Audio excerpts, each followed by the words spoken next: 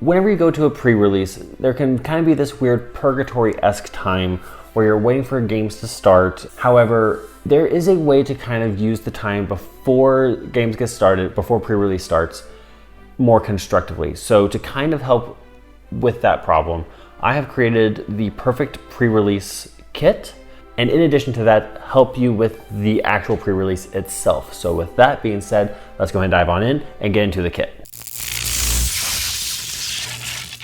Hello nerds and nerdettes, welcome to ManaBrain. So this kit actually comes in kind of two parts. First being the optional part of having a mat. This can be a little bit more troublesome to hang on to between different matches. So this one is fully optional. I like to hang on to it just because it does add a little bit of flair. However, with the more pre-releases that I go to, the more I don't take this as much just because it's a little bit more whatever. So essentially what the pre-release kit is, it is a modified or modded out version of the Ultimate Guard Twin Flip and Tray. So for example, one kind of necessity, because you don't really know what new mechanics, there's enough spoilers that you kind of have an idea of what's coming out in the next set. However, dice are always going to be a consistent thing, so you have to keep track of trackers or you have to keep track of life. Now, I happen to have two different spin downs of like my favorite color. However, but I do also have your standard D6s. Now, these can be used for individual counters or what have you, which now takes us to the rest of the contents of this kit. First off, sleeves. These are the, there'll be links in the description below with all of these items if you want to also get them for yourself. Not a lot, like pretty much, I think this entire setup is like 50 bucks, maybe. Like anything in life, you can spend as much or as little as you want. In this cartridge, I have the Dragon Shield Mint dual sleeves. I've grown to really like the dual sleeves ever since I got the lightning ones for my CEDH deck. Do I actually still have the divider in here? So I used to have a divider in here, it's not in here anymore, where it would separate the exact number I would need for a pre-release deck and additional sleeves for any expensive pulls that I, for some reason, have decided to not put in the deck. Usually you play the expensive pulls, but sometimes you don't, just like if you have like a red super expensive card and for some reason all your other cards are like Demir.